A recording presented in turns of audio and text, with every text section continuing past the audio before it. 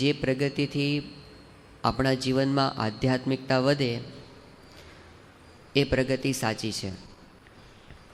આધ્યાત્મિકતાનો અર્થ થાય છે આત્મા અને પરમાત્માનું જ્ઞાન.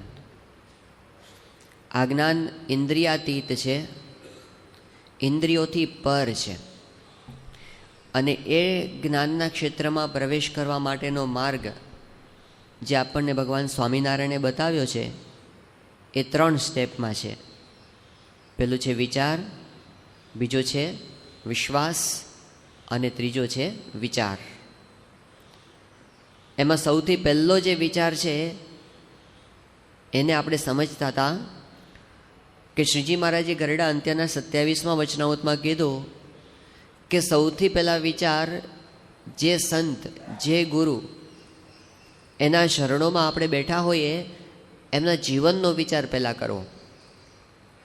એનાથી આપણને એક એવો આધાર મળે છે જેનાથી આપણે એમના વચનમાં વિશ્વાસ મૂકી શકીએ.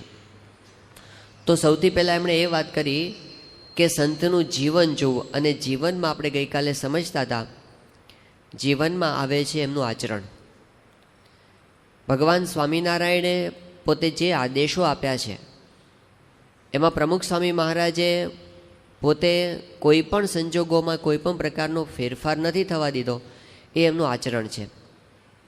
જાહેરમાં એમનું જેવું જીવન છે એવું જ એકાંતની અંદર છે, એ આપણે ગઈકાલે જોયું. તો જીવનની અંદર આવે છે એમના નિયમ ધર્મની દ્રઢતા. ત્યાર પછી આપણે જોયું કે જીવનમાં બીજું એ આવે છે કે ખાલી સ્થૂળ દેહ કરીને આચરણ છે એ મહત્ત્વનું નથી, પણ એમના અંતરની અંદર આ જગતની કોઈ આસક્તિ નથી. એમની પાસે પદાર્થોના ઢગલા થાય છે, છતાં પણ આ લોકના સુખમાં એમને કોઈ રીતે પ્રીતિ નથી. એ એમની મહાનતા છે. થોડા વર્ષો પહેલાં પરમ પૂજ્ય સ્વામીશ્રીએ એક પત્ર લખ્યો હતો કૃષ્ણપ્રિય સ્વામીને. એમાં સાહજિકપણે એમણે એક વાત લખી હતી. એમણે કીધું કે જ્યારે ઠાકોરજીનો થાળ સામે આવે ત્યારે એની અંદર ઘણી બધી વાનગીઓ મારી સામે હોય છે, પણ શાસ્ત્રીજી મહારાજની કૃપાથી મારું મન એકેયમાં જતું નથી. આવું એમણે વાત કરી.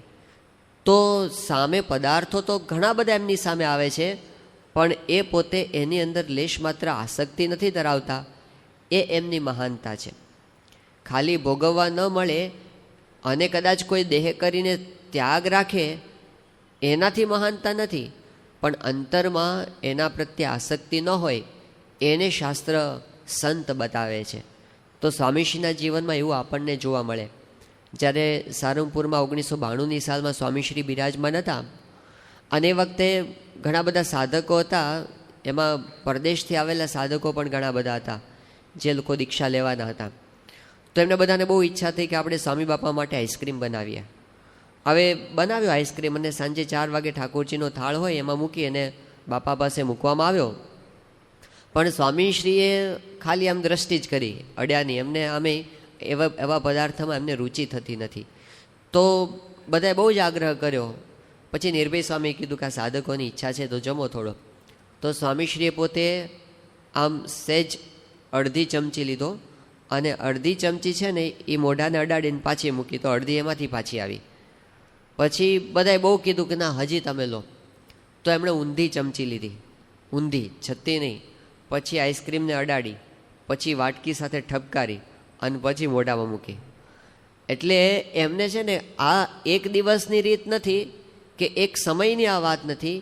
એમના સમગ્ર જીવનમાં એક ધારી આ રીત જોવા મળે છે કે કોઈ દિવસ એમને કોઈ વસ્તુ પર આમ અકરાત્યા થઈ ગયા હોય, અને આપણે જેમ કે કોઈ ભાવતી વસ્તુ તૂટી પડી એના ઉપર, એવું તો જિંદગીમાં કોઈએ જોયું નથી. એક ધારી રીત છે. અને આવી દરેક બાબતમાં ખાવા પીવાની રીત, પછી કોઈ વસ્તુ સાથે ભોગવવાની રીત, તો જે કાંઈ એમને પ્રાપ્ત થાય છે ને એ બધામાં એમની વૃત્તિ પાછી જ વળેલી હોય છે. એ બધાએ એક સરખો અનુભવ કર્યો છે. તો આ એમના જીવનની સાહજિકતા છે. જગતના કોઈ પદાર્થમાં એમને આસક્તિ થતી નથી. બીજું આપણને એમના જીવનમાં જોવા મળે છે કે એમને ક્યારેય કોઈ પણ વાતનો અહંકાર આવતો નથી, ક્યારેય નહીં. એક ધારું એમનું જીવન આપણને આ બાબતમાં જોવા મળે છે. જ્યારે જ્યારે સ્વામીશ્રીના યોગમાં કોઈ બહારના વ્યક્તિ પણ આવે છે તો પહેલી ઇમ્પ્રેશન એમના પર આ પડે છે કે આ પુરુષ અહંકારથી પર છે. એ બહુ જ મોટી પ્રાપ્તિ છે આધ્યાત્મિક માર્ગની અંદર, કે અહંકારથી મુક્ત થવું. સ્વામીશ્રી જ્યારે 1990ની સાલમાં સારંગપુરમાં હતા અને એમનો જન્મ જયંતિનો ઉત્સવ ઉજવાતો હતો, એ વખતે ભારતના બહુ જ મોટા પ્રસિદ્ધ ફોટોગ્રાફર રઘુરાય ત્યાં આગળ પધાર્યા હતા. રઘુરાય પોતે વિશ્વ પ્રસિદ્ધ ફોટોગ્રાફર છે અને એ વખતે પહેલી વખત સારંગપુરની અંદર સ્વામીશ્રી પાસે આવી રીતે આવતા હતા. તો ત્યાં આગળ પોતે એક દિવસ રોકાયા હતા પણ ખરા. તો એમણે એક વસ્તુ માર્ક કરી, જ્યારે સ્વામીશ્રીએ જન્મજયંતિની મુખ્ય સભામાં આશીર્વાદ આપવાની શરૂઆત કરી તો રઘુરાયે કીધું કે હું વિશ્વમાં ઘણી બધી જગ્યાએ ફર્યો છું, મોટા મોટા માણસોને મળેલો છું, મહાન બધા મોટા મોટા સંતો મહામંડલેશ્વરોને પણ હું મળેલો છું, પણ એમણે કીધું કે મેં એક વસ્તુ પ્રમુખ સ્વામી મહારાજમાં જોઈ, એ હજી સુધી મેં બીજે ક્યાંય જોઈ નથી. એમણે કીધું કે આટલા બધા હજારો લોકો એમને સાંભળવા માટે તત્પર થઈને બેઠા છે અને સ્વામીશ્રી પોતે શું કરતા હતા, તો છેલ્લી ઘડી સુધી પોતે પત્ર લેખન કરતા હતા અને જે વખતે માઇક્રોફોન ગોઠવાયું એટલે પત્ર બાજુમાં મૂકી અને સાહજિક રીતે એમણે જય બોલીને જેમ 5 માણસને વાત કરતા હોય એવી રીતે હજારો માણસની વચ્ચે વાત કરવાની ચાલુ કરી દીધી. એ કે મને પ્રતીતિ થઈ કે આ પુરુષને પોતાની વાણીથી કોઈને ઇમ્પ્રેસ કરી દેવાનો વિચાર નથી, હું પ્રભાવિત કરી દઉં, હું આમ છટાદાર વાતો કરી અને લોકો ઉપર મારો ભાર પડી જાય એવું કરું, એવું એમણે કે લેશ માત્ર નથી, અહમ શૂન્ય એમની વાણી છે. એનો અનુભવ આ રઘુરાયને થયો. જ્યારે 1995ની સાલમાં લંડનની અંદર મંદિરની પ્રતિષ્ઠા થઈ, એ વખતે થોડાક જ સમયની અંદર એવું થયું કે આ મંદિરની પ્રસિદ્ધિ ન ધાર્યો એટલી બધી થઈ ગઈ. બધા એટલા બધા દુનિયાભરના છાપાવાળા અને ટીવી ચેનલોવાળા એમણે આ લંડનના મંદિરને અત્યંત આશ્ચર્યકારક ઘટના તરીકે ગણાવી અને એને ઇંગ્લેન્ડની અજાયબી તરીકે લોકોએ ગણાવ્યું. ત્યારે એ વખતે પછી બહારથી જે પત્રકારો નહોતા આવ્યા એમના પણ એક પછી એક ફોન આવવા માંડે કે અમારે પણ આનો રિપોર્ટ લેવા માટે આવું છે. એમાં એક દિવસ એવું થયું કે જે કાર્યકર હોય એના ઉપર એક ફોન આવ્યો એક પત્રકારનો અને એણે કીધું કે હું મિહિર બોઝ બોલું છું અને મારે લંડન મંદિરનો રિપોર્ટ લેવા માટે અને પ્રમુખ સ્વામી મહારાજને મળવા માટે આવવું છે. હવે મિહિર બોઝનું નામ સાંભળ્યું ને એટલે બધા જે કાર્યકર્તાઓ હતા એકદમ આમ જરા સચેત થઈ ગયા, કારણ કે એ વ્યક્તિ એવા છે, વિશ્વ પ્રસિદ્ધ પત્રકાર છે પોતે અને સુભાષચંદ્ર બોઝના પૂર્વાશ્રમના ભત્રીજા થાય, થોડા દૂરના થતા હશે, પણ એમને છે ને એક જ ટેવ છે કે કોઈ પણ જગ્યાએ જાય અને એની કંઈક નાની સરખી પણ નેગેટિવ બાબત હોય એને એવી હાઇલાઇટ કરે. પત્રકારોને આવી ટેવ હોય છે ને એવું કરે તો જ એ સારો પત્રકાર કહેવાય. એવી રીતે એને ચિત્રે કે જેથી આમ બધાને એના પ્રત્યે તિરસ્કાર થઈ જાય. આગા ખાનની ઊંઘ આણે હરામ કરી હતી મિહિર બોઝે, એવા એ વ્યક્તિ છે અને ધર્મગુરુ પ્રત્યે એને પહેલેથી એલર્જી એક પ્રકારની. અને એણે કીધું કે હું આવવાનો છું લંડન મંદિર જોવા માટે. એટલે આપણે કાર્યકર્તાએ કીધું કે તમે ક્યારે આવશો? એ કે હું છે ને મારી રીતે આવીને જોઈ લઈશ, મારે કોઈ ગાઈડની જરૂર નથી, મારી રીતે આવીશ. એટલે પોતે જેને ક્રિટિસાઇઝ કરી શકે ને નાની નાની વસ્તુઓને પણ. પછી કાર્યકર્તાએ કીધું કંઈ વાંધો નહીં, તમારી રીતે તમે આવો ત્યારે જાણ કરજો. અને એવું થયું કે એક દિવસ સવારના પોરમાં આવી ગયા. પ્રમુખ સ્વામી મહારાજ પોતે પૂજા ચાલુ હતી અને આવીને પોતે કાર્યકર્તાઓને મળ્યા અને એમણે કીધું કે હું મિહિર બોઝ છું અને મારે પ્રમુખ સ્વામી મહારાજને મળવાની ઈચ્છા છે, તો તમે સ્વામીશ્રીની એપોઇન્ટમેન્ટ લઈ લેશો કે મારે ક્યારે મળવું? એટલે એમણે કીધું કે આપણે પૂછી લઈએ, આપણે સ્વામીશ્રીની પૂજા થાય પછી એમને સમયની રીતે આપણે પૂછી લઈએ. તો એ પોતે જ્યારે સ્વામીશ્રી બહાર નીકળતા હતા પૂજા પછી ફોયરની અંદર, એ વખતે સ્વામીશ્રીને એક સંતે પૂછ્યું કે સ્વામી એક પત્રકાર આવ્યા છે અને મિહિર બોઝ એનું નામ છે અને બહુ મોટા પત્રકાર કહેવાય છે, હવે આપને મળવાની ઈચ્છા છે, તો એ આપને ક્યારે મળે? સ્વામી કે અત્યારે. એ સાંભળીને પહેલાંને બહુ આશ્ચર્ય થયું. એ કે એમને તો એવું હતું કે આવા મોટા સંત હોય અને વિશ્વ પ્રસિદ્ધ એમનું કાર્ય છે અને એમને મળતા પહેલાં તો કેટલા બધા પ્રોટોકોલ હોય અને આમ કેવી રીતે એને મળાતું હશે. અને સ્વામી તો ત્યાં હાલતા ચાલતા મુલાકાત આપવા તૈયાર થઈ ગયા. એટલે એને બહુ જ આશ્ચર્ય થયું. તરત જ સ્વામીશ્રી પાસે એમને લાવવામાં આવ્યા અને પછી સ્વામીશ્રીએ ને પગે લાગ્યા, પોતે સ્વામી આશીર્વાદ આપ્યા અને પછી એમણે 2-4 પ્રશ્નો પૂછ્યા. સ્વામીએ ત્યાં ને ત્યાં ફટફટ જવાબ આપી દીધા અને પછી સ્વામી પોતે આશીર્વાદ આપીને નીકળી ગયા. પણ આ જે 2-4 મિનિટની આ જે ઘટના, એની એટલી ઊંડી છાપ એ વ્યક્તિના હૃદય ઉપર પડી કે સ્વામી બોલ્યા જતા રહ્યા પછી એ બોલ્યા કરે, એકલા એકલા બોલ્યા કરે. એ કે shockingly simple, unbelievably simple, deep touching simplicity. કે આ પુરુષ એવા છે કે આટલી હદ સુધી સરળ છે. મને તો રીતસર આમ શોક લાગ્યો કે આવા સરળ પુરુષ હોઈ શકે. અનબિલિવેબલી સિમ્પલ, કે માની ન શકાય એટલી સરળતા આ પુરુષની છે. Deep touching simplicity. પછી એમણે એક વાત કરી કે હું નાનો હતો ત્યારથી મારા હૃદય પર રામકૃષ્ણ પરમહંસની બહુ ઊંડી છાપ છે, અને મને થતું કે આવા પુરુષ, એ અજોડ એવા પુરુષ ક્યાંય મળે નહીં એવું મને મનમાં રહેતું હતું. પણ આજે મને જિંદગીમાં પહેલી વાર અનુભવ થયો. આ પ્રમુખ સ્વામી મહારાજને હું મળ્યો, મને એવું લાગ્યું હું સાક્ષાત રામકૃષ્ણ પરમહંસને મળ્યો છું. આ 3-4 મિનિટની મુલાકાત, પણ સિમ્પ્લિસિટી, એમને જે હૃદયની નિર્મળતા, એમને જે અહમ શૂન્યતા છે ને, એ સ્પર્શી ગઈ. ડૉક્ટર કુરિયન સાહેબ એ જ્યારે સ્વામીશ્રીને મળ્યા ત્યારે એ પછી વિવેક સાગર સ્વામીએ કીધું કે પ્રમુખ સ્વામી મહારાજની વિશેષતા એ છે કે એમના આટલા મહાન કાર્યો છે પણ એમને લેશ માત્ર અહંકાર નથી. એ વખતે કુરિયન સાહેબ બોલ્યા એ કે સ્વામીજી તમારે કહેવાની જરૂર જ નથી, એ તો સ્વામીશ્રીની આંખો બતાવી દે છે કે એને કોઈ પણ પ્રકારનો અહંકાર નથી. તો આવો એક ધારો અનુભવ જે એમના યોગમાં આવ્યા ને બધાને થાય છે અહમ શૂન્યતા. તો અહંકારથી રહિત થવું, મહારાજે પોતે જે વાત કરી છે કે અહંકારથી મુક્ત જે પુરુષ હોય એના હૃદયમાં સાક્ષાત ભગવાન નિવાસ કરીને રહે છે. પ્રથમનું 56મું વચનામૃત. અને મુક્તાનંદ સ્વામીએ પોતે વાત કરી કે હું ટળે હરી ઢૂંકડાતે ટળાય દાસે રે, મુક્તાનંદ મહાસંતને પ્રભુ પ્રગટ પાસે રે, અનુભવીને અંતરે રહે રામવાસે રે. તો એમના જીવનમાં આવી અહમ શૂન્યતા જ્યારે જોઈએ છીએ ને ત્યારે આપણો એક પાયો તૈયાર થાય છે. આપણે પ્રમાણ મીમાંસાની અંદર આગળ વધીએ છીએ તો આપણે જે આત્મા અને પરમાત્માનું જ્ઞાન મેળવવું છે એનું પહેલું સ્ટેપ ભગવાન સ્વામિનારાયણ એમ કહે છે કે આવા પુરુષના જીવનની આવી નિર્મળતા જોવી, અહમ શૂન્યતા જોવી, કે એને એવું પણ નથી કે મારો મહિમા જગતમાં બહુ પ્રવર્તે અને લોકો મને આમ મારો મહિમા જાણે. 1985ની સાલમાં સ્વામીશ્રી લંડનની અંદર હતા અને એ વખતે ત્યાં આગળ સુવર્ણ તુલાનો ઉત્સવ રાખવામાં આવ્યો હતો. તો હરિભક્તોને બધાને બહુ જ ઉમંગ હતો કે આપણે ભવ્યતાથી આ ઉત્સવ કરવો, એટલે મહિનાઓ પૂર્વેથી એની તૈયારી ત્યાં બધાએ ચાલુ કરી દીધી હતી. પછી જે દિવસે સુવર્ણ તુલાનો ઉત્સવ હતો 20મી જુલાઈ અને 1985નો દિવસ, એ વખતે ત્યાંના બધા હવામાન મથકોએ એવી આગાહી કરી કે આ વખતે જે વરસાદ છે એ દિવસે પુષ્કળ પ્રમાણમાં થવાનો છે આખા લંડનની અંદર. તો હરિભક્તોએ બધા સ્વામીશ્રી પાસે જઈને વાત કરી કે સ્વામી અત્યારે આ આગાહી આવી છે અને વરસાદ પડવાનો છે એવું બધા કહે છે. સ્વામીશ્રીએ વખતે વાત કરી, એમણે કીધું કે આપણે ભગવાનને પ્રાર્થના કરશું અને વાંધો નહીં આવે. અને બન્યું એવું, આખા લંડનમાં વરસાદ પડ્યો અને જેટલામાં QPR સ્ટેડિયમમાં જેટલામાં ઉત્સવ હતો ને એટલામાં જ વરસાદ નહીં.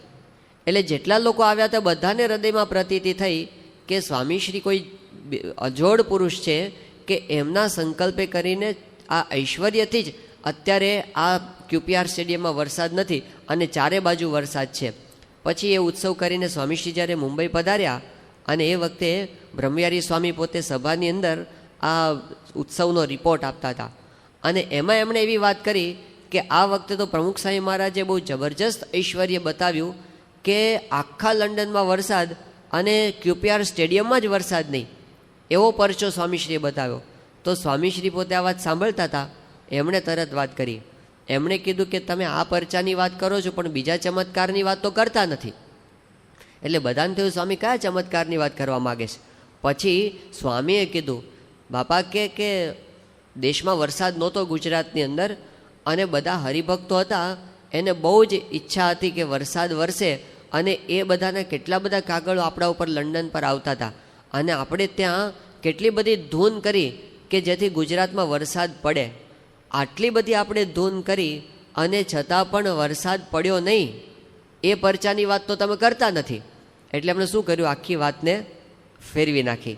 જે કંઈ ઓલો પ્રભાવ પાથરાઈ ગયો હોય ને કે ઓહો પ્રમુખ સ્વામી મહારાજે શું પરચો બતાવ્યો કે કે આમ બધી બાજુ વરસાદ અને QPRમાં વરસાદની આટલા ભાગમાં પણ સ્વામીએ વાત એવી રીતે રજૂ કરી કે પોતાની મહત્તા એ એમણે ઢાંકી દીધી. 1999ની સાલમાં તિથલની અંદર જન્મજયંતિનો ઉત્સવ હતો અને એ વખતે ઉત્સવનો આખો જે કાર્યક્રમ હતો એનો થીમ એવો હતો કે ભગવાન સ્વામિનારાયણનું જે કાર્ય હતું એનું એ કાર્ય આજે પ્રમુખ સ્વામી મહારાજ પોતે કરી રહ્યા છે. તો એમાં જુદા જુદા વિભાગો હતા. એમાં એક વિભાગ એવો હતો કે ભગવાન સ્વામિનારાયણ એવું વરદાન આપ્યું છે કે મારા ભક્તને હું અંતકાળે તેડવા માટે જાઉં છું. આવો સ્વામિનારાયણ ભગવાને પોતે કોલ આપ્યો છે પોતાના ભક્તોને અને એ પોતે અંતકાળે લેવા માટે જાય છે. એવી રીતે આજે પણ પ્રમુખ સ્વામી મહારાજ રૂપે ભગવાન સ્વામિનારાયણ કાર્ય કરે છે અને ભગવાન સ્વામિનારાયણ જેમ અંતકાળે દર્શન આપીને લેવા જતા એમ પ્રમુખ સ્વામી મહારાજ પણ અંતકાળે દર્શન આપીને લઈ જાય છે. એવા પ્રસંગોની રજૂઆત થતી હતી. એમાં એક પ્રસંગ એવો રજૂઆત થયો કે અમદાવાદની અંદર સેટેલાઇટ વિસ્તારની અંદર એક હરિભક્ત હતા. એમને ઘરે હર્ષદભાઈ નામના હરિભક્ત એમના માતુશ્રીનો જ્યારે અંતકાળ નજીક આવ્યો ત્યારે એમની સામેના જે ફ્લેટમાં એક સદગૃહસ્થ રહેતા હતા તો એમને એવા દર્શન થયા કે સવારના પોરમાં વહેલા કંઈક 6-1 વાગે સામેનું જે હરિભક્તનું ઘર હતું હર્ષદભાઈનું એની પાસે 40 જેટલી ગાડીઓ આવી અને એમાંથી પ્રમુખ સ્વામી મહારાજ ઉતર્યા અને બીજા સંતો ઉતર્યા. આ બધું એણે ગાડીમાંથી જોયું એટલે પોતાની બારીમાંથી એમને બહુ આશ્ચર્ય થયું કે સવારના પોરમાં આ પ્રમુખ સ્વામી મહારાજ કેવી રીતે આવ્યા હશે. પછી તો એ ગાડીઓ થોડી વાર રહીને જતી રહી એ પણ એમને જોઈ અને પછી એમને 8-1 વાગે ખબર પડી કે બરાબર એ જ ટાઈમે સામે જે હરિભક્ત રહેતા હતા એમના માતુશ્રી ધામમાં ગયા હતા. તો આવા દર્શન સામેના હરિભક્તોને થયા એટલે સદગૃહસ્થને થયા કે પ્રમુખ સ્વામી મહારાજ પોતે અંતકાળે દર્શન આપીને ધામમાં લઈ જાય છે. તો આ પ્રસંગની ત્યાં રજૂઆત થઈ. સમય આખો પૂરો થયો તિથલ જન્મ જયંતિનો અને સ્વામીશ્રી પોતે ગાડીમાં બેસી અને ઉતારે જતા હતા. એ વખતે રસ્તાની અંદર પરમાનંદ સ્વામીએ પ્રમુખ સ્વામી મહારાજને કીધું. એમણે કીધું કે સ્વામી હમણાં આ જે પ્રસંગ રજૂ થયો જન્મ જયંતિની સભામાં એ હર્ષદભાઈ એટલે કોણ એટલે પોતે એનો પરિચય આપતા હતા. સ્વામી પૂછતા હતા કે કોની વાત થાય છે. એ વખતે ઇન્દ્રવદનભાઈ ગાડી ચલાવતા હતા એટલે એમણે સ્વામીશ્રીને કીધું કે સ્વામી તમે લેવા માટે ગયા હતા અને તોય તમને ખબર નથી કે કોણ છે હર્ષદભાઈ, એવો એમણે સ્વામીને પ્રશ્ન પૂછ્યો. તો સ્વામી એના હાથ પર હાથ માર્યો. સ્વામી કે તું સમજ, આપણે તો કાંઈ લેવા માટે જતા નથી, એ તો મહારાજ લેવા માટે જાય છે, આપણે ક્યાં લેવા માટે જઈએ છીએ. અરે પણ સ્વામી મહારાજના દર્શન નહોતા થયા, એને તો આપના દર્શન થયા હતા. તો સ્વામી કે એ તો શ્રીજી મહારાજ સંત રૂપે દર્શન આપે, બાકી તો મહારાજ જ બધે લેવા માટે જાય છે, તો પોતાના ઉપર કંઈ રાખતા નથી. 96ની સાલમાં જ્યારે પ્રમુખ સ્વામી મહારાજ પોતે ઓસ્ટ્રેલિયા બાજુ વિચરણમાં હતા ફાર ઇસ્ટમાં, અને એ વખતે એક વખત એવો પ્રસંગ બન્યો કે બારીના એક હરિભક્ત છે, એમનું નામ છે લલિતભાઈ ભટ્ટ. હવે લલિતભાઈને એવો પ્રશ્ન થયો હતો કે એમના ત્યાંના સરકારના કાયદા અમુક બદલાયા, એને લીધે એની પરમિટ કેન્સલ થઈ ગઈ. તો બધું જ એમનો ત્યાંનો વ્યવસાય વગેરે છોડીને એને ઇન્ડિયા પાછા આવવું પડે એવી પરિસ્થિતિ આવીને ઊભી થઈ ગઈ. તો એમણે બહુ જ પ્રયત્ન કર્યા કે જેથી એમના વિઝા એક્સટેન્ડ થાય, એની પરમિટ એક્સટેન્ડ થાય. ત્યાં આગળ જે લેબર ઓફિસર હોય એની પાસે પોતે ગયા અને પોતાની બધી ફાઇલ રજૂ કરી. પણ પેલા ભાઈએ જોયું, જે ઓફિસર હતા એમણે કીધું કે તમે કોઈ રીતે આ કેટેગરીમાં સેટ થતા નથી, એટલે તમારી પરમિટ વધી શકે એવી કોઈ શક્યતા નથી. આણે થોડો આગ્રહ કર્યો, પેલા ઓફિસરે ગુસ્સે થઈને ફાઇલ પછાડીને ગેટ આઉટ કરી દીધા. એટલે આ પાછા આવ્યા અને મૂંઝાય કે હવે શું કરવું. એટલે પછી એમણે પ્રમુખ સ્વામી મહારાજને ટેલિફોન કર્યો અને ફોનમાં સ્વામીને કીધું કે બાપા આવી પરિસ્થિતિ થઈ છે અને હવે બધું છોડીને પાછા જતું રહેવું પડે એવી સ્થિતિ થઈ છે, તો શું કરવું. તો સ્વામીશ્રીએ એમને આશીર્વાદ આપ્યા. સ્વામી કે તમે ફરીવાર ટ્રાય કરજો ભગવાનને સંભાળીને, અમે પ્રાર્થના કરીશું કે થઈ જશે. સ્વામીશ્રીના વચને લલિતભાઈ ફરીવાર ગયા અને હવે એ જ ઓફિસર પાસે જવાનું હતું અને એની એ ફાઇલ મૂકવાની હતી, એની પાસે બીજું તો કંઈ હતું જ નહીં. અને પોતે ગભરાતા પેલી ફાઇલ એ જ ઓફિસર પાસે મૂકી, એને ખબર હતી આ પેલો ગુસ્સે થયો હતો એ જ છે. અને એણે આ બધી રજૂઆત કરી ત્યાં આગળ કે મારે માટે વિઝા માટે હું આવ્યો છું. એ વખતે આ લલિતભાઈને એવા દર્શન થયા કે પેલો જે ઓફિસર બેઠો હતો એની બરાબર પાછળ પ્રમુખ સ્વામી મહારાજ આવીને ઊભા છે. આ જાગ્રત અવસ્થાની વાત છે, સ્વપ્ન નથી. એને પ્રમુખ સ્વામી મહારાજના દર્શન થયા અને સ્વામીશ્રી પેલા ઓફિસર પાસે આવ્યા અને સ્વામીએ પેલા ઓફિસરનો હાથ પકડીને સ્ટેમ્પ મરાવ્યો, એને સહી કરાવી. આ બધું લલિતભાઈ પોતે જુએ છે. અને પછી પેલા જે હોય ઓફિસર એણે આપી દીધી એમને પેલી ફાઇલ પાછી અને કીધું કે તમારા વિઝા એક્સટેન્ડ થઈ ગયા છે. પણ પછી તો ત્યાં સુધી કે એણે પેલા ફીઝના અમુક 50 દિનાર કે એવી કંઈ ફીસ લેવાની હોય એ ફીસ પણ લીધી અને કે ઓકે તમે જાઓ, તમારું કામ થઈ ગયું.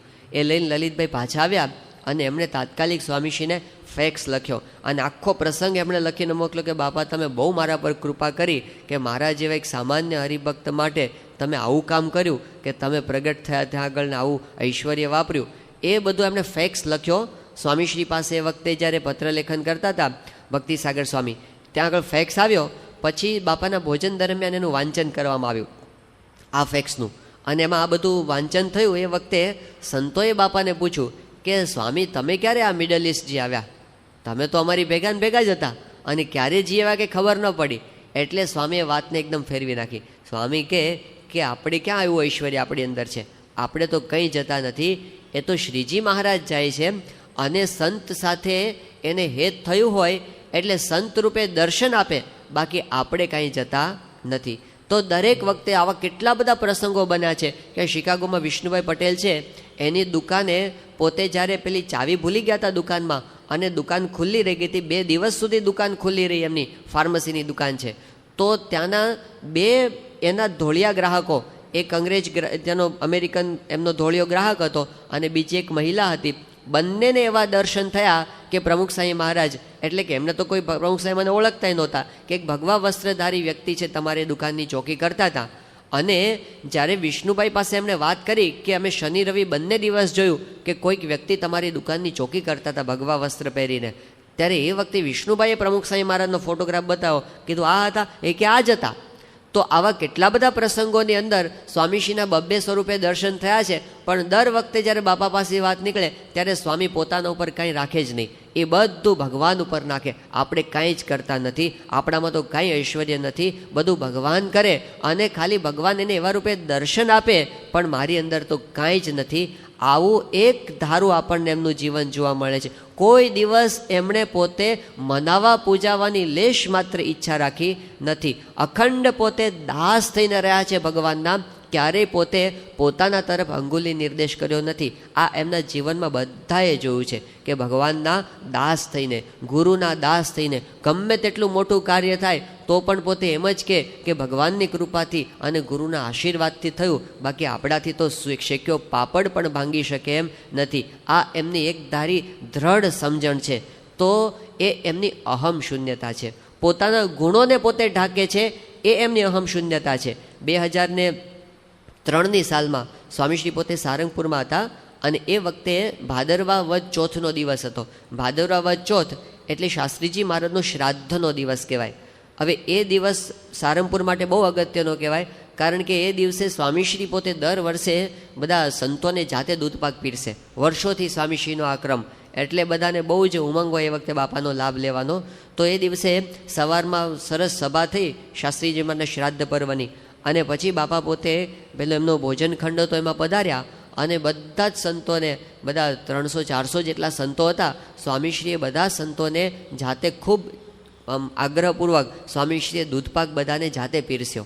પછી સ્વામીશ્રી પોતે પોતાના આસન પર બિરાજમાન હતા અને ત્યાં જ બેસીને પોતે ભોજન અંગીકાર કરવાના હતા. તો સ્વામીશ્રીની સામે પેલો ભોજનનો થાળ મૂકવામાં આવ્યો. સંતો બધા સામે દર્શન માટે જ બેઠા હતા. હવે એ વખતે ભોજનના થાળની અંદર પેલું દૂધપાકની વાટકી મૂકવામાં આવી હતી. તો બધા સંતોને એવી ઈચ્છા કે સ્વામીશ્રીએ આપણને બધાને પીરસ્યો, પણ સ્વામી આજ સારી રીતે દૂધપાક જમે તો સારું. પ્રમુખ સ્વામી મહારાજની પોતાની રીત કેવી છે, દૂધપાક કે શ્રીખંડ કે કેરીનો રસ, એ એમની જમવાની રીત બહુ વિશિષ્ટ છે. કે એમના એક રોટલી હોય કે ખાખરાનો ટુકડો હોય ને, એનો છેડો બોળે દૂધપાકની અંદર, છેડો અણી જ અડાડ્યો, ખાલી અણી અડાડીને પછી વાટકી સાથે ઠપકારે અને પછી જમે. હવે આ તે કંઈ દૂધપાક ખાવાની રીત નથી, એ તો વાટકી મોઢે માંડવી પડે. એટલે બધા સંતોની ઈચ્છા કે આજે તો સ્વામી વાટકી મોઢે માંડે. એવું તો સ્વામીએ કોઈ દિવસ કર્યું જ નહોતું, પણ બધાનો બહુ જ આગ્રહ હતો. એટલે કોણ સ્વામીને કહે? તો એ વખતે સિદ્ધેશ્વર સ્વામી આપણા વડીલ સંત છે, એ આગળ બેઠા હતા. બધા સંતોએ કીધું કે તમે ઊભા થાવ અને સ્વામીશ્રીને આગ્રહ કરો. એટલે સિદ્ધેશ્વર સ્વામી ઊભા થયા અને સ્વામીશ્રીના થાળમાં પેલી દૂધપાકની વાટકી હતી એ સ્વામીના હાથમાં આપી અને કીધું કે લો સ્વામી, બધા સંતોનો બહુ જ આગ્રહ છે તો આપ જમો. તો સ્વામીશ્રીએ પછી આમ વાટકી હાથમાં લીધી અને મોઢે માંડી. તો કોઈ આવા દર્શન તો કર્યા જ નહોતા, એટલે બધાને એટલો બધો આનંદ થઈ ગયો, બધાએ જય જયકાર કર્યો ને તાળીઓનો નાદ ને. સ્વામીશ્રીએ પોતે સારી રીતે આમ દૂધપાક પીધો અને પછી વાટકી પાછી પેલા થાળમાં મૂકી દીધી. હવે આ પ્રસંગ તો એ વખતે પૂરો થઈ ગયો, પણ અઠવાડિયા પછી એવું બન્યું કે આપણી સંસ્થાનું જે ઓડિયો વિઝ્યુઅલ ડિપાર્ટમેન્ટ છે, જે આપણે જે સમય ઉત્સવ હોય એની વિડીયો પ્રકાશિત કરે છે, એ મુંબઈની અંદર છે. તો એ આ આખો જે પ્રસંગ બન્યો શાસ્ત્રીજી મહારાજને શ્રાદ્ધ પર્વનો, એની વિડીયો તૈયાર થઈ ગઈ હતી અને એની પેલી જે માસ્ટર કોપી હતી એ એમને જોવા માટે મોકલી હતી સારંગપુર. તો સ્વામીશ્રીના ભોજન પછી, અઠવાડિયા પછીની જ વાત છે, રાતના સમયે બાપા ભોજન કરતા હતા અને એ જ હોલની અંદર સંતો પણ બધા દર્શન કરતા હતા અને સ્વામીશ્રીની બરાબર સામે મોટા સ્ક્રીન ઉપર આની વિડીયો બતાવવામાં આવતી હતી આખા પ્રસંગની. તો પહેલાં સભાનો પ્રસંગ આવ્યો, એ વિડીયોમાં પૂરો થઈ ગયો. પછી સ્વામીશ્રીએ બધા સંતોને પીરસ્યું, એ પ્રસંગ આવ્યો.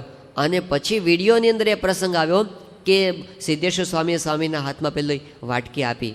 હવે બનવા જોગ ભગવાનની ઈચ્છાથી એવું થઈ ગયું હતું કે જે વિડીયોગ્રાફર હતો એનો કેમેરો એવી રીતે સેટ થયો હતો કે સાઈડમાંથી બધું દેખાય. તો દેખાતું હતું એવી રીતે કે સ્વામીશ્રી પોતે વાટકી હાથમાં પકડી અને એક્ઝેક્ટલી શું કરતા હતા ને એ વિડીયોમાં દેખાતું હતું.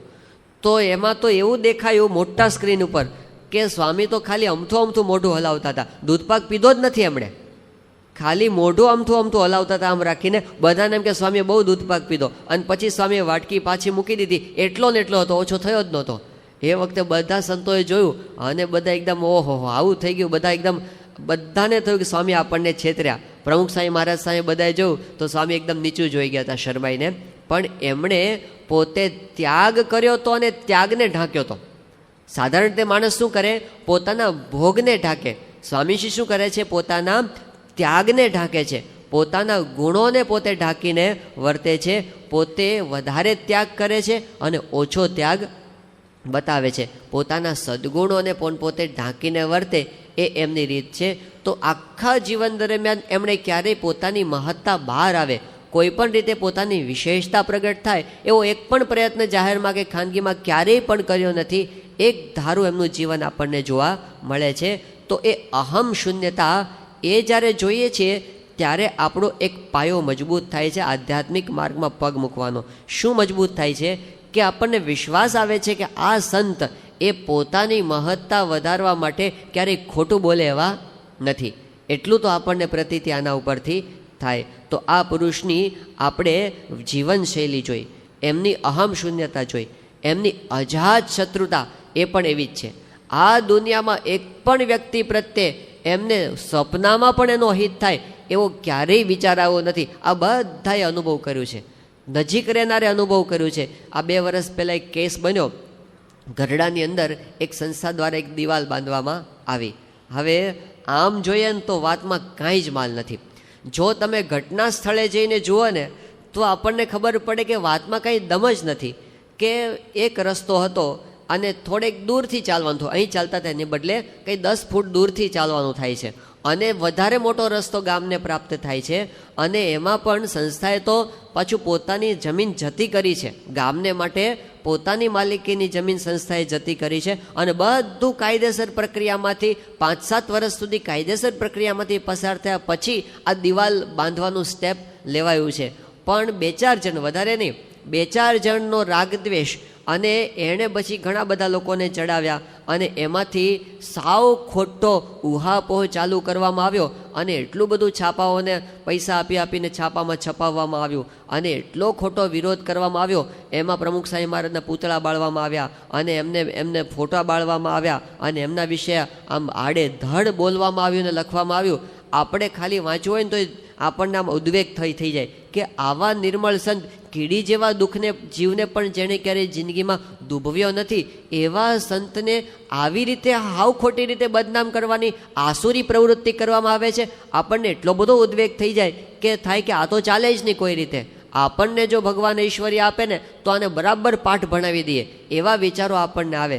પણ એ વખતે સ્વામી શ્રી હતા સારંગપુરમાં, અત્યંત સ્થિર બધાએ દર્શન એમના એ વખતે કરેલા છે કે રોજ સ્વામીશ્રીના દર્શન કરવાના થાય અને આપણને એવું લાગે કે સ્વામીશ્રીને જાણે કાંઈ છે જ નહીં, હળવા ફૂલ. એ વખતે પછી એક વખત સ્વામી પાસે કીધું કે સ્વામી, આટલું બધું અમારા ઉપર કરે છે, હવે તો કંઈ સહન થાય એવું નથી, તો આપ હવે કંઈક ઐશ્વર્ય વાપરો અને હવે તો છે ને એવો એક શાપ ઠપકારો ને ઝાડા પેશાબ બંધ થઈ જાય બધાના. આવું જે બોલે છે ને લખે છે ને જે બધા ખોટું ખોટું એ બધાના. તો સ્વામીશ્રી એકદમ બોલ્યા. સ્વામી કે તમે આવા સંકલ્પ શું કામ કરો છો? સ્વામી કે એવા સંકલ્પ કરો ભગવાન એને સદબુદ્ધિ આપે.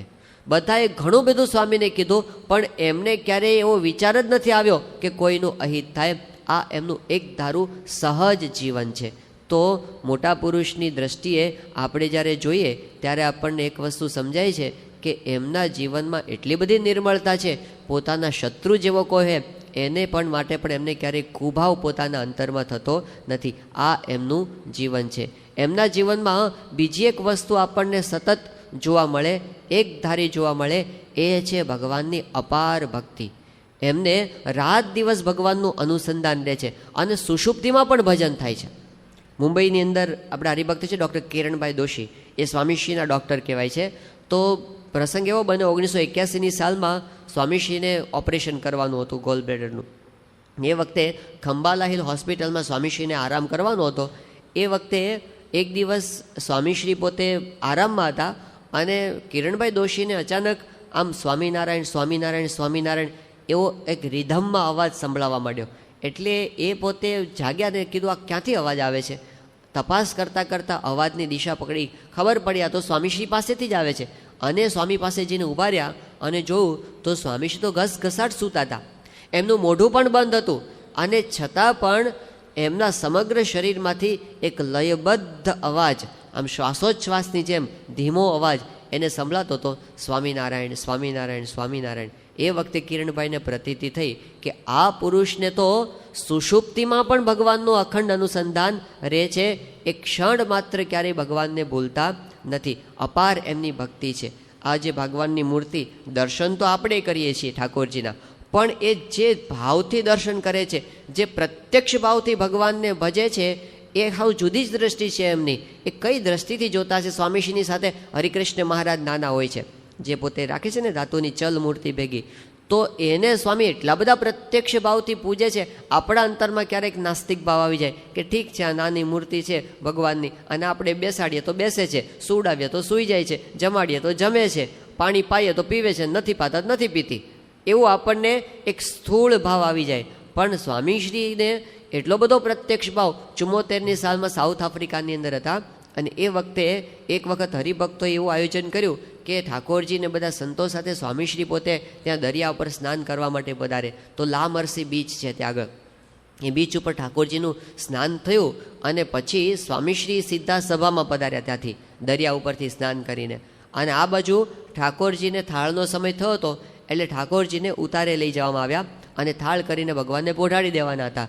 સ્વામીશ્રી સભામાં પધાર્યા પછી અચાનક સ્વામીશ્રી એક સંતને બોલાવ્યા અને એમણે કીધું કે તમે હમણાં ને હમણાં ઉતારે જાઓ અને ઉતારે જઈ અને તમે જોજો કે ભગવાનને આપણે દરિયાના પાણીથી સ્નાન કરાવ્યું, એ પાણી તો ખારું હતું. હવે ખારું પાણી છે એ આપણને શરીરે ચચરે, એટલે એને સાદા પાણીથી ઠાકોરજીને સ્નાન કરાવવું પડે. તો તમે ત્યાં જઈને જુઓ, જો ભગવાનને પોઢાડી દીધા હોય ને તો તમે પાછા જગાડજો અને જગાડી અને ચોખ્ખા પાણીથી સ્નાન કરી અને પછી ભગવાનને પોઢાડજો અને મારા વખતે 5 દંડવત કરી અને ભગવાનની માફી માગજો. એવું કહીને સ્વામીએ સંતને મોકલ્યા. સ્વામી કે ઊંઘ ના આવે, જો આપણે દરિયાના પાણીથી સ્નાન કર્યું હોય તો ચચરે એટલે ઊંઘ ના આવે, એટલે ઠાકોરજીને જઈ અને જગાડીને ઠંડા પાણી એટલે ચોખ્ખા પાણીથી નવરાવીને પછી પાછા પોઢાડજો. હવે એવો વિચાર આપણને ક્યાંથી આવે કે ધાતુની મૂર્તિમાં જે ભગવાન રહ્યા છે એમને પેલું દરિયાના પાણીથી ના પછી એમને ચચરતું હશે, એવો વિચાર એકમાત્ર એ સ્વામીશ્રીને આવે, બાકી બીજા કોઈને આવો વિચાર આવ્યો નહોતો. તો પ્રત્યક્ષ ભાવ, એમની ભગવાન પ્રત્યેની અપાર ભક્તિ છે, એ પણ આપણને જોવા મળે છે. આ બધા ગુણો એ જોઈને આપણે કંઈ જાજુ નથી સમજવું. આપણે તો આધ્યાત્મિક ક્ષેત્રમાં પ્રવેશ કરવા માટે એટલું જ સમજવું છે, આ સંત સાચા બોલા છે, બસ સાચા બોલા છે. એ ખોટું બોલે એવા નથી. એ પોતાની મોટપ વધારવા માટે, લોકો પોતાને માને પૂજે એના માટે પોતાનો મહિમા વધારીને કે એવા આ સંત નથી. એટલી આપણને પ્રતીતિ આવે ને તો આપણા માટે દરવાજા ખુલ્લા થઈ ગયા આધ્યાત્મિકતાના. કારણ કે આપણા મનની અંદર જે સંશય ગ્રંથિ છે ને એ જ આપણને ભગવાનનો નિશ્ચય થતા રોકે છે. ભગવાનના સ્વરૂપને સમજવાની અંદર, ભગવાનની નિષ્ઠા થવાની અંદર આપણને સંશય ગ્રંથિ રોકે છે. એ ગ્રંથિને ગાળી નાખવાનો એ જ ઉપાય છે સંતના વચનમાં અતિ દ્રઢ વિશ્વાસ. પણ વિશ્વાસ ક્યારે આપણને જાગે? એમનું જીવન જોઈએ ત્યારે આપણને વિશ્વાસ જાગે કે આ પુરુષના વચનમાં જો આપણે વિશ્વાસ નહીં મૂકીએ તો બીજા દુનિયાના કોના વચનમાં વિશ્વાસ મૂકીશું? આધ્યાત્મિક માર્ગમાં વિશ્વાસ વગર છૂટકો નથી. કારણ કે માર્ગ જેવો છે જેમાં આપણી કોઈ જ ગતિ નથી ઇન્દ્રિયોની કે બુદ્ધિની, એમાં વિશ્વાસ રાખવો જ પડે. પણ મને એટલો તો વિશ્વાસ આવે આ જોયા પછી કે આ દુનિયાની 6.5 અબજની વસ્તી છે, એમાં જો કોઈ એક પુરુષના વચનમાં મારે ખરેખર વિશ્વાસ મૂકવાનો જ હોય તો આના જેવું શુદ્ધ પાત્ર મને બીજું કોઈ મળશે નહીં. એમ સમજીને આપણે આપણી બુદ્ધિનું સમર્પણ કરી શકીએ છીએ. પછી આપણને એ પણ સમજાય કે ભગવાનના માર્ગમાં આપણે આપણી બુદ્ધિને બંધ કરી શકીએ. આપણી બુદ્ધિની ગતિ નથી ભગવાનના માર્ગમાં, આપણે એને બંધ કરી શકીએ અને આપણે આપણી બુદ્ધિને કહી શકીએ કે ભાઈ તારું ગજું આ માર્ગની અંદર નથી. જેમ નાનો બાળક હોય તો તે જ્યારે 5-7 વર્ષનો થાય ત્યાં સુધી એને જે ચડ્ડી કામ લાગતી હોય, પછી 25 વર્ષનો થાય પછી એ ચડ્ડી કામ ન લાગે. એમ જ્યાં સુધી લૌકિક ક્ષેત્રમાં આપણે વિચાર કરતા હોઈએ ત્યાં સુધી આપણી બુદ્ધિ કામ લાગે, પણ જ્યારે આધ્યાત્મિક ક્ષેત્રમાં પ્રવેશ કરીએ ત્યારે આપણી બુદ્ધિ ટૂંકી પડે. ત્યાં આગળ આપણા અનુભવ ટૂંકા પડે. જેમ કોઈ વ્યક્તિ હોય એ પહેલાં બીજા ધોરણમાં ભણતો હોય અને કોઈ FRCS થયેલ વ્યક્તિનું પેપર ચેક કરવા બેસે તો એનું ગજું નથી ભાઈ, એની લાયકાત નથી કે એ પોતે પેપર ચેક કરીને માર્ક્સ આપે. અને કદાચ એ માર્ક્સ આપે તો પણ કોઈ પ્રમાણ ન ગણે, એના માર્ક્સને કોણ માન્ય ગણે? એવી રીતે આધ્યાત્મિક માર્ગમાં આપણા અનુભવો, આપણી બુદ્ધિ બધી એટલી જ છે કે આપણે એકડિયા બગડિયામાં છીએ. હજી સુધી આપણે આધ્યાત્મિકતાના એકડા ઘૂંટીએ છીએ. આપણને અનુભવ શું છે, આપણી સાધના શું છે, આપણું સમર્પણ શું છે આધ્યાત્મિક ક્ષેત્રમાં, અને આપણે આપણી બુદ્ધિને એવું કામ સોંપીએ કે ભગવાનનો નિશ્ચય તું કર. બુદ્ધિને એવું કામ સોંપીએ કે ભગવાનનું અસ્તિત્વ છે કે નહીં તું નક્કી કર. બુદ્ધિને એવું કામ સોંપીએ કે સ્વામિનારાયણ ભગવાન છે કે નહીં તું નક્કી કર. બુદ્ધિને એવું કામ સોંપીએ કે પ્રમુખ સ્વામી મહારાજ એ ભગવાનના અખંડધારક સંત છે કે નહીં તું નક્કી કર. અરે ભાઈ, એ KGમાં ભણનારા છોકરાને FRCSનું પેપર અપાય જ નહીં અને એ કદાચ માર્ક્સ આપે તો માન્ય ગણાય નહીં.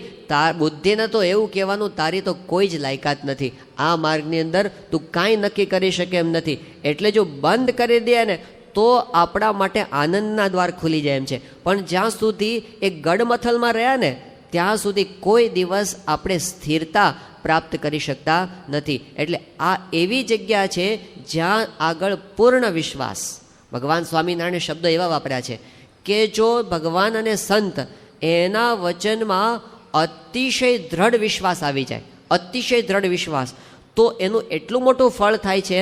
ભગવાન સ્વામિનારાયણ કહે છે સારંગપુરના 9મા વચનામૃતમાં, એ કહે છે કે દેહ છતાં બ્રહ્મરૂપ થઈ જાય. દેહ છતાં બ્રહ્મરૂપ, બધા સંશયો છેદાઈ જાય અને ઘણી બધી સાધના કરી પછી જે કરવાનું છે એ એમને એમ થઈ જાય. અતિ દ્રઢ વિશ્વાસ કે સંતના વચનને પરમ સત્ય કરીને માને તો ઘણી બધી સાધનાથી કરવાનું છે સહજમાં થઈ જાય. Believing is seeing. આ દુનિયામાં આપણે એક શબ્દ સાંભળ્યો છે, સીઈંગ ઇઝ બિલિવિંગ. એ તો આપણે સાંભળ્યો છે, પણ આધ્યાત્મિક માર્ગમાં કેવું છે? Believing is seeing. જો આપણે દ્રઢ પ્રતીતિપૂર્વક કોઈ વસ્તુને માની શક્યા તો સમજવું આપણને સાક્ષાત્કાર થઈ ગયો. મહારાજે એ વાત કરી છે લોયાના 7મા વચનામૃતમાં કે અતિશય દ્રઢ પ્રતીતિ હોય કે અણુ અણુમાં ભગવાન વ્યાપક છે, અતિશય દ્રઢ પ્રતીતિ હોય કે મને મળે એ ભગવાનનું સ્વરૂપ છે, તો મહારાજ કહે કે એને કાંઈ કરવાનું બાકી ન રહે, એને સાક્ષાત્કાર થઈ જ જાય, એને કંઈ બાકી રહેતું નથી. તો આ કક્ષાનો વિશ્વાસ એ આપણે સત્પુરુષના વચનમાં દ્રઢ કરવાનો છે. તો પહેલું આવે વિચાર, અને વિચારના બેઝ પર આવે છે વિશ્વાસ. વિચારના બેઝ પર વિશ્વાસ કે હવે આ મારા ગુરુ જે મને કહે છે ને એ પરમ સત્ય છે. મારે ભગવાનની વાત એ મારી બુદ્ધિથી નથી સમજવાની. આપણે પહેલે દિવસે એ વાત એ શીખ્યા હતા અને સમજાતા આપણે શાસ્ત્રોના વચનથી કે બુદ્ધિ તો એવી ગડમથલવાળી છે ને કે એ ઘડીક માનશે કે ભગવાન છે અને ઘડીક માનશે કે ભગવાન નથી. કોઈ પાવરફુલ તર્ક આવશે ને તો તો થોડીક વારમાં નાસ્તિક થઈ જવાશે. કોઈ પાવરફુલ તર્ક આવશે, થોડીક વારમાં આસ્તિક થઈ જવાશે. તર્કના આધારે ભગવાનનો નિર્ણય ન થાય, ગુરુના વચનના આધારે થાય. એટલે હવે ગુરુના વચનમાં વિશ્વાસ રાખીને આપણે માનવાનું કે પ્રમુખ સ્વામી મહારાજ જેવા સાચા સંત છે, સાચા બોલા સંત છે, એ કહે છે કે ભગવાન છે એટલે હા ભગવાન છે, બુદ્ધિથી નહીં. એ એમ કહે છે કે ભગવાન સર્વ કરતા હરતા છે એટલે માનવાનું કે હા ભગવાન સર્વ કરતા છે. મારા ગુરુ એમ કહે છે કે એ ભગવાન અણુ અણુમાં વ્યાપક છે એટલે હું કહું છું કે હા ભગવાન અણુ અણુમાં વ્યાપક છે જ. મારા ગુરુ મને એમ કહે છે કે એ ભગવાન અનંત સુખના નિધિ છે, એ અનુભવી પુરુષ છે એટલે સંતના વચને આપણે દ્રઢ કરવાનું કે સાચી વાત છે, એ ભગવાન પોતે અનંત સુખના નિધિ છે જ.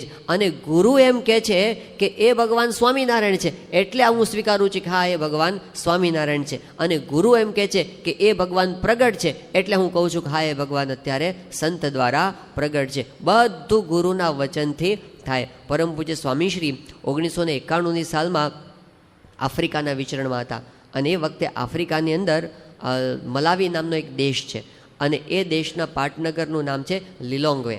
તો લિલોંગવેથી એમને જવાનું હતું દારે સલામ. એ વખતે પ્લેનની અંદર પ્રમુખ સ્વામી મહારાજ બિરાજમાન હતા, સાથે થોડા સંતો હતા અને બહુ જ એવા જૂજ હરિભક્તો હતા. તો પ્લેનમાં યાત્રા દરમિયાન સહજ ગોષ્ઠી થતી હતી, વાર્તાલાપ થતો હતો. એ દરમિયાન એક સંત છે શુકમુનિ સ્વામી, એણે પ્રમુખ સ્વામી મહારાજને પ્રશ્ન પૂછ્યો કે અમારે આપને કેવા સમજવા, અમારે આપને કેવા સમજવા એ તમે અમને કહો. એ વખતે પ્રમુખ સ્વામી મહારાજ પોતે જે શબ્દ બોલ્યા, આ પ્રસંગ તારીખ 8/10/1991નો છે. એ જે શબ્દ બોલ્યા એનું હું પહેલાં ખાલી વાંચન કરું છું, શબ્દશઃ વાંચન. સ્વામીશ્રી શું બોલ્યા? તો સ્વામીશ્રીને પ્રશ્ન પૂછ્યો કે આપને કેવા સમજવા? તો સ્વામીશ્રી પોતે બોલે છે કે પૂર્ણ પુરુષોત્તમ નારાયણ શ્રીજી મહારાજ સર્વોપરી સાક્ષાત જ છે, રોમે રોમમાં મહારાજ છે, શ્રીજી મહારાજના અખંડ ધારક છે. તમે ગાઓ છો ને સંત તે સ્વયં હરિ, એમની આંખમાં જોનારા ભગવાન છે, બોલનારા, સાંભળનારા, જમનારા ભગવાન જ છે. એમાં રોમનોય ફેર નથી. આ તો દેહ જુદો દેખાય છે પણ સાક્ષાત મહારાજ જ છે. કોઈ રાગ દ્વેષ દોષો છે જ નહીં. નિર્મળ પવિત્ર અંતઃકરણ છે, મનુષ્ય ભાવ બતાવે પણ દિવ્ય જ છે, એમાં સર્વે આવી જાય. આ સર્વોપરી નિશ્ચય છે. આપણે જે જીવનો સત્સંગ કરવાનો છે એ જીવનો સત્સંગ આવી દ્રઢતા થાય એ છે, ક્યારેય ન ડગે એવી જીવમાં નિષ્ઠા થાય એ સત્સંગ સાચો. બીજે ક્યાંય હેત પ્રીત કે આત્મબુદ્ધિ નહીં, અહીં જ આ સર્વોપરી છે, આ સાક્ષાત મહારાજ છે. આ દ્રઢતા હોય તો કોઈ દિવસ ક્યારેય મૂકીને ચાલ્યું ન જવાય, અખંડ આજ્ઞામાં રહેવાય, મનધાર્યું ન થાય, મહિમા રહે, શંકા કુશંકા ન થાય, બધું દિવ્ય દિવ્ય જ દેખાય. આ જે શબ્દો છે ને આપણે શાંતિથી એનો વિચાર કરીએ. સ્વામીશ્રી એવું કીધું કે પૂર્ણ પુરુષોત્તમ નારાયણ શ્રીજી મહારાજ સર્વોપરી સાક્ષાત જ છે. હવે અહીં આગળ આપણે થોડો વિવેક એટલો રાખવાનો ખાલી કે ઘણી વખત ગેરસમજ એવી થઈ જાય કે પ્રમુખ સ્વામી મહારાજ એમ કહે છે કે હું ભગવાન છું. એવું નથી. આ તો શાસ્ત્ર પ્રમાણે વાત છે કે જેવી રીતે આપણે અષ્ટ પ્રકારની પ્રતિમા હોય એને આપણે ભગવાનનું સ્વરૂપ કહીએ છીએ, કારણ કે ભગવાન એમાં સાક્ષાત રહ્યા છે. તો ભગવાન સ્વામિનારાયણ એવું કીધું કે અષ્ટ પ્રકારની પ્રતિમામાં જેમ ભગવાન રહ્યા છે એવી રીતે આવા સત્પુરુષની અંદર પણ ભગવાન રહ્યા છે. તો આપણે ઉપર જઈએ છીએ દર્શન કરવા માટે અને ભગવાનની મૂર્તિ સામે અંગુળી નિર્દેશ કરીને શું કહીએ છીએ? આ ભગવાન છે એવું કહીએ છીએ ને આપણે. એવું નથી કહેતા આ આરસની મૂર્તિ છે અને આરસની મૂર્તિમાં ભગવાન રહ્યા છે, પણ આપણે શું કહીએ છીએ? આ ઘનશ્યામ મહારાજ છે એમ કહીએ છીએ ને. જો એમની સામે આપણે દ્રષ્ટિ કરીને એમ કહી શકીએ આ ભગવાન છે, તો હરતા ફરતા જે સત્પુરુષ હોય એની સામે નિર્દેશ કરો અને કહેવાનું આ ભગવાન છે, એ મૂર્તિ છે પોતે. જેમ પેલી મૂર્તિ છે એમ આ પણ ભગવાનની મૂર્તિ છે. તો સંત માને જો મારી મૂર્તિ રે, તેમાં ફેર નથી એક રતી રે, સંત હું ને હું તે વળી સંત રે, એમાં શ્રીમુખે કહે ભગવંત રે. કે સંત માનજો મારી મૂર્તિ. ભગવાન કહે છે સંત હું અને હું તે વળી સંત. તો એ દ્રષ્ટિથી સ્વામી પોતે એમ કહે છે કે આ ભગવાનનું સ્વરૂપ છે. પોતાના સ્વરૂપની વાત કરતા સ્વામી કહે છે કે જેવી રીતે તમે ગાઓ છો ને સંત તે સ્વયં હરિ, કે એની આંખમાં જોનારા ભગવાન, એના પગમાં ચાલનારા ભગવાન, એવી રીતે અંગો અંગમાં ભગવાન રહ્યા છે. તો સત્પુરુષના વચનમાં આપણે વિશ્વાસ રાખીએ ને ત્યારે આપણને એક પ્રતીતિ થાય છે કે ભગવાન છે, એ ભગવાન સર્વ કરતા હરતા છે. અને પાછું આપણને શાસ્ત્રે એ બતાવ્યું, એ સંત પૃથ્વી પર આવે છે એટલું નહીં, એ પૃથ્વી પર પ્રગટ રહે છે. અને આજની તારીખે એવા મહાન સંત પૃથ્વી ઉપર વિચરે છે. પાછા આ આધ્યાત્મિક દરિદ્રતા ટાળવા માટેનો આ ઉપાય છે કે આપણને એવી પ્રતીતિ આવી જાય કે આ સંત છે એમાં ભગવાન રહ્યા છે અને એ મને મળ્યા છે. આપણી બધી ગરીબી ટળી જાય, બધી ગરીબી ટળી જાય. પણ જ્યાં સુધી આપણને વિશ્વાસ ના આવે ને ત્યાં સુધી ડગમગાટ રહ્યા કરે, સાચું હશે કે ખોટું હશે, સાચું હશે કે ખોટું હશે. પેલા એક સૂફી સંતની વાત આવે છે, એણે કીધું કે મને આધ્યાત્મિકતાના પાઠ એક કૂતરા પાસેથી શીખવા મળ્યા. ઉનાળાનો વખત હતો અને એ વખતે તળાવ પાસે હું બેઠો હતો ઝાડ નીચે, અને એ વખતે કૂતરો આવ્યો અને એને તરસ ખૂબ લાગી હતી. તો એ પાણી પીવા માટે ત્યાં આવ્યો, પણ તળાવમાં પોતાનું પ્રતિબિંબ જોઈ અને એકદમ ભડકીને પાછો જતો રહ્યો. હવે આવું 3-4 વખત થયું, પણ પછી તો 5મી વખત કૂતરો આવ્યો ત્યારે એટલો તરસ્યો થયો હતો કે એ પોતે અંદર ખાબકી ગયો અને એ વખતે પોતાનું પ્રતિબિંબ દેખાતું એને બંધ થઈ ગયું. એની તરસ છે એ શાંત થઈ ગઈ. એવી રીતે હું જ્યાં સુધી શંકા કુશંકા કરતો હતો ને, સાચું હશે કે ખોટું હશે, આમ હશે કે તેમ હશે, ત્યાં સુધી મને અસુખ રહેતું હતું. પણ ગુરુના વચનમાં વિશ્વાસ રાખીને એકવાર ઝંપલાવ્યું ને, એટલે મારી તરસ છે એ શાંત થઈ ગઈ. તો આપણી પણ એક તરસ છે, આપણી પણ એક તૃષા છે. એ તૃષાને શાંત કરવાનો ઉપાય આ છે, સત્પુરુષના વચનની અંદર વિશ્વાસ રાખવો. આ સંત સાચા છે. આ જગતમાંય વિશ્વાસ વગર કામ ચાલતું નથી. દુનિયાની અંદર જે કામ ચાલે છે ને, એમાં પણ આપણે વિશ્વાસ તો રાખવો પડે છે. સ્વામીશ્રી ઘણી વખત કહે છે, વિશ્વાસે વાણ ચાલે છે.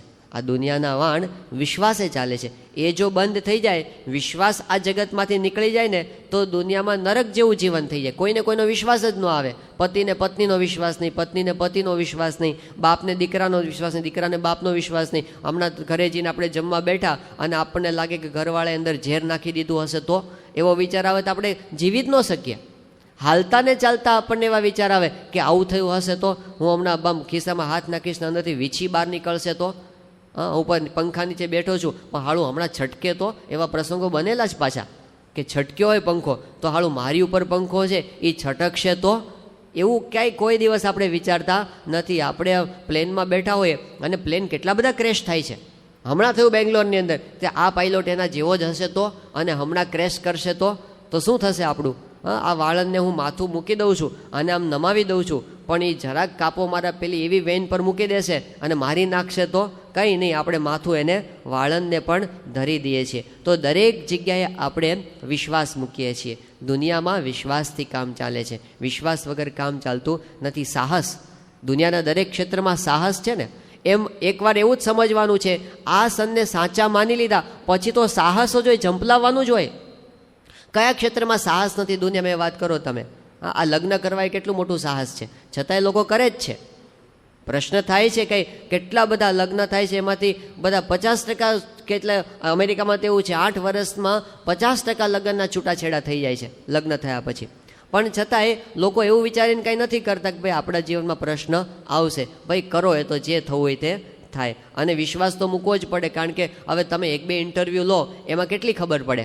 એવું તમે પૂછી શકો કે તમને રસોઈ તમે ઇડલી બનાવતા આવડે એવું તમે પૂછો, તમે કેટલું ભણ્યા છો એવું તમે પૂછો, તમને શું ભાવે ન ભાવે એવું કંઈક તમે પૂછો. બહુ તો કેટલું એ 15-20 મિનિટના ઇન્ટરવ્યૂમાં તમે પૂછી કેટલી શકો અને તપાસ કેટલી કરી શકો. પછી તો આપણે વિશ્વાસ મૂકીએ છીએ. વધારે તો દેખાવ ઉપર જ લોકો જાય છે કે ભાઈ દેખાવ સારો છે અને આપણે થોડુંક મેચ થાય છે, પછી સ્વભાવ તો કોઈ જોવા જતું નથી, પછી વિશ્વાસ મૂકે છે. ઘણાય છેતરાય છે, છતાં પણ આપણે ઝંપલાવીએ જ છે. ઝંપલાવો ભાઈ, જે થવું એ થાય. ધંધામાંય સાહસ છે, લગ્નમાંય સાહસ છે, એમ આધ્યાત્મિક માર્ગમાં સાહસ. કૂદી પડો એકવાર, બસ. આવા પુરુષ સાચા છે એકવાર, હવે તો કૂદી પડવાનું. એ કે તે પરમ સત્ય એવું માનશું તો ટાઢું થશે, નહીં તો શંકા કુશંકામાં જ્યાં સુધી રહ્યા ને ત્યાં સુધી કોઈ દિવસ મન સ્થિર થવાનું નથી અને ત્યાં સુધી સુખ શાંતિનો અનુભવ થવાનો નથી. તો પહેલા વિચાર, પછી આવો આવશે વિશ્વાસ, અને હવે આવે છે વિચાર. પહેલા વિચાર, પછી વિશ્વાસ અને પછી વિચાર. હવે કયો વિચાર આવે છે? હવે એ વિચાર આવે છે કે આ વાત જો સાચી હોય, જો ભગવાન ખરેખર હોય, એ ભગવાન સર્વ કરતા હરતા હોય અને એ ભગવાન આવા સંત દ્વારા પ્રગટ હોય અને એના મેં દર્શન કર્યા હોય અને એનું હું ભજન કરતો હોઉં, આ વાત જો ખરેખર સાચી હોય તો પછી મારા જેવો ભાગ્યશાળી આ દુનિયામાં બીજો કોઈ નથી. આ સંતના દર્શન થવા એટલે હજારો વર્ષોની સાધના કર્યા પછી લોકોને ભગવાનના સ્વરૂપની ઝાંખી નથી થઈ અને મને એના દર્શન થઈ ગયા. આ નાની વાત નથી, આ બહુ જ મોટી વાત છે. એને માણવાની વાત એ આ ત્રીજું સ્ટેપ છે, વિચાર. આપણે આપણી મૂડી, આપણી માલિકીની વસ્તુ છે એને માણતા નથી, એને એન્જોય નથી કરતા આપણે, અને એટલે આપણે છતે નાણે દુખી રહીએ છીએ. આપણી પાસે મિલકત હોવા છતાં પણ આપણે એને માણી શકતા નથી. પણ એક વસ્તુ આપણે જો સ્વીકારી શકીએ કે ભગવાન પોતે આવ્યા પૃથ્વી પર અને એ સંત રૂપે રહ્યા અને એના એ આપણા ગુરુ થયા, તો પછી આપણને કોઈ દુઃખ જીવનમાં રહેવું જોઈએ નહીં. હવે આપણને પ્રશ્ન થાય કે ભાઈ વાત સાચી, ચલો સ્વીકાર્યું કે ભાઈ ભગવાન છે, એ પણ સ્વીકાર્યું કે સર્વકર્તા છે, એ પણ સ્વીકાર્યું કે એ આવા પ્રમુખ સાંઈ મહારાજ સંત દ્વારા પ્રગટ છે. પણ પ્રશ્ન એ છે કે મને આર્થિક પ્રશ્ન છે, મને કૌટુંબિક પ્રશ્ન છે, મને શારીરિક પ્રશ્ન છે, એ તો બધા ઊભા જ છે ને. આ પ્રશ્ન તો ઊભા જ છે, એ આપણને ડંખ્યા કરે છે અને એ આવું સુખ આપણે લેવું હોય તોય આપણને લેવા દેતા નથી. એ પ્રશ્ન છે આપણને કાંટાની જેમ કેટલાક પ્રશ્નો દુખ્યા કરે છે. તો વાત સાચી, એ વાત ખોટી નથી. સંસારમાં આવા પ્રશ્નોનો અનુભવ આપણે કરવો પડે છે, એમાંથી જ આપણે પસાર થઈએ છીએ. પણ વિચાર એ કરવાનો કે જેમ એ બાબત સાચી છે એમ આ બાબત પણ સાચી છે. આધ્યાત્મિક પ્રાપ્તિ પણ સાચી છે, એ ખોટી નથી. અને આ પ્રાપ્તિ જો સાચી હોય તો એટલી મોટી પ્રાપ્તિ છે કે પહેલાંને એની સામે ગણતરી નથી. પૂજ્ય મહંત સ્વામી ઘણી વખત એક વાત કરે છે કે દાખલા તરીકે આપણે કોઈ મોટો બિઝનેસ કરતા હોઈએ અને એવું બને કે આપણા બિઝનેસમાં કંઈક એવો કાયદાકીય પ્રશ્ન આવ્યો કે દિલ્હીની અંદર કોઈક એક ગવર્મેન્ટ ડિપાર્ટમેન્ટમાં આપણી ફાઇલ ફસાણી છે. હવે એ ફાઇલ ક્લિયર કરવી આપણા માટે બહુ જ જરૂરી છે. એ વિના આપણને ઘણી મુશ્કેલી આવે એમ છે, આપણે એમાંથી બહાર નીકળી શકીએ એમ નથી. એટલે આપણે બહુ પ્રયત્ન કરીએ છીએ કે ભાઈ આપણી ફાઇલ ક્લિયર થાય, એમાં સહી થઈ જાય ને આગળ સિક્કા વાગી જાય. એના માટે આપણે દિલ્હી ધક્કા ખાતા હોઈએ અને ધક્કા ખાતા ખાતા 30 વર્ષ પસાર થઈ જાય, 30 વર્ષ, અને છતાંય આપણું કામ ન થાય. હવે આપણે કંટાળી ગયા હોય કે આ કામ પતે તો સારું, અને બને એવું કે હજી આપણે 31મી વાર ટ્રાય કરીએ અને આપણે અહીંથી પેલી રાજધાની એક્સપ્રેસમાં આપણે બેસીએ, અહીંથી ધારો કે જવા માટે ત્યાં દિલ્હી, અને બને એવું કે બનવા જોગ એવું થયું કે ટ્રેનમાં એ દિવસે એટલી બધી ગીર્દી હોય કે આપણને ક્યાંય સૂવાની જગ્યાએ ન મળે અને બેસવાની જગ્યાએ ન મળે. અને ગીર્દી તો એટલી બધી હોય કે આપણે ઊભા જવું પડે આખી રાત. અને આપણે સવારે ત્યાં પહોંચીએ, એક તો થાકીને લોથ થયા હોઈએ, પણ ત્યાં ગયા પછી આપણે નાહી ધોઈ પૂજાપાઠ કરી અને ચા પાણી પરવારી અને પછી આપણે ઓફિસની અંદર જઈએ અને 11 વાગે આપણે ઓફિસમાં હજી તો આમ મૂકીએ ને આપણું કાગળિયું, અને ત્યાં ફટ દઈને પેલી સહી થઈ જાય અને આપણું કામ પતી જાય, તો આપણને પછી આખી રાત ઊભા આવ્યા એનું દુઃખ લાગે.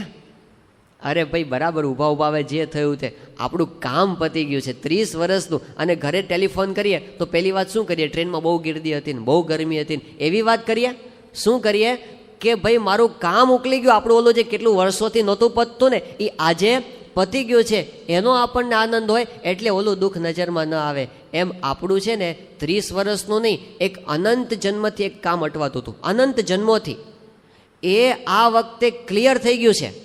આ હકીકત છે. યોગીજી મહારાજ પોતે ગોંડલની અંદર જાહેર સભામાં બોલેલા છે. યોગીજી મહારાજ કહે કે પ્રમુખ સ્વામીના શબ્દો જેના કાને પડ્યા એનું આત્યંતિક કલ્યાણ થઈ ચૂક્યું છે. આ એમણે આપણને વચન આપ્યું છે. જો આ વાત સાચી હોય તો પછી આપણું એટલું મોટું કામ થઈ ગયું છે, નાના પ્રશ્નોથી દુઃખી થવાની જરૂર નથી, બહુ મોટું થઈ ગયું છે. પછી આપણે કોકના બંગલા ને કોકની ગાડીઓ એ જોઈને બહુ દુઃખી નહીં થવાનું, સમજવું સૂતા જાય છે. એ ટ્રેનમાં એને વધારે જગ્યા મળી છે, આપણે ઊભા જઈએ છીએ, પણ કામ તો આપણું ક્લિયર થઈ ગયું છે. એટલે મોટું કામ આપણું આ દેહે કરીને થયું છે, જે અનંત જન્મથી થયું નહોતી એવું કલ્યાણનું કામ થયું છે. હમણાં 2 મહિના પહેલાંનો જ પ્રસંગ છે. પ્રમુખ સાંઈ મહારાજ સારંગપુરની અંદર હતા ને એ વખતે હરિજયંતિનો ઉત્સવ થયો હતો. હરિજયંતિની સભામાં સ્વામીશ્રી બોલ્યા, પ્રમુખ સ્વામી મહારાજ કહે કે આપણને ભગવાનનો આશરો થયો છે, આપણને સાચા ગુરુ મળ્યા છે. સ્વામી કે આપણે બધાને આ છેલ્લો જન્મ છે, છેલ્લો જન્મ, હવે આપણે પાછા આવવાનું નથી. આવા પુરુષ અમથામથા વચનો નથી આપતા. સ્વામીને એવી ટેવ નથી કે અમથામથા ગપ્પા મારી દેવા, એવી એમને ટેવ જ નથી. આ સ્વામીશ્રી તો પોતે નાનામાં નાના બાળકને કોઈ વચન આપ્યું હોય ને એ ભૂલતા નથી. એ પોતે સારધાર પોતે પાળે છે. આમ એ પુરુષે આપણને એવું વચન આપ્યું કે આપણો છેલ્લો જન્મ થઈ ગયો તો એ કંઈ સામાન્ય બાબત ન કહેવાય. આપણે છેલ્લો જન્મ થયો એટલે એનો અર્થ એવો થયો આપણે બિલ ગેટ્સ કરતાં પણ વધારે ભાગ્યશાળી છીએ, આપણે ઓબામા કરતાં પણ વધારે ભાગ્યશાળી છીએ, આપણે મનમોહન સાહેબ કરતાં પણ વધારે ભાગ્યશાળી છીએ. કારણ કે ઇન્સ્યોરન્સ આપણને મળી ગયો કે આ દેહ પડી જશે પછી આપણો હાથ ઝાલનાર બેઠા છે, આપણે કંઈ નોંધારા નથી.